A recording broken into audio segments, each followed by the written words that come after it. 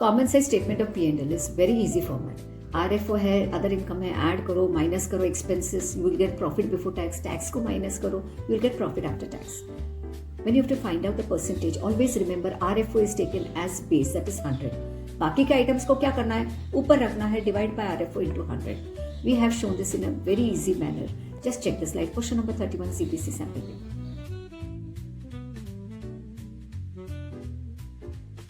The question asked over here is common size statement of P&L. इसमें हमको percentages निकालने हैं and क्वेश्चन में जो भी दिया है that is not in a format. Statement of P&L के फॉर्मेट में नहीं है, तो फर्स्ट एंड फॉरमोस्ट हमको स्टेटमेंट ऑफ P&L का फॉर्मेट थरली आना चाहिए. So you put this format as it is. So revenue from operation आएगा, फिर अदर इनकम, दोनों इनकम को ऐड करो, टोटल इनकम, इसमें से सारे एक्सपेंसेस माइनस कर दो. So whatever income minus expenses you get profit before tax. अब यहां से इसमें से you have to minus the tax, the amount that you get is profit after tax. So you have to keep this in the format. Then you have to find out the percentages. So let's see this. We have to always take revenue from operation as a base. So other income for 40 lakh it is 100. For 6 lakh it will be how much?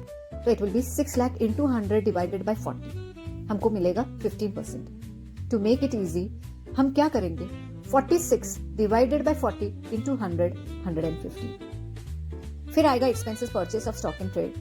10 divided by 40 into 100, you will get 25. Changes in inventory is in negative. So 2 divided by 40 into 100, you will get 25. EPF 8 lakhs है. 8 divided by 40 into 100, 20%. Other expenses 4 divided by 40 into 100, you will get 10%.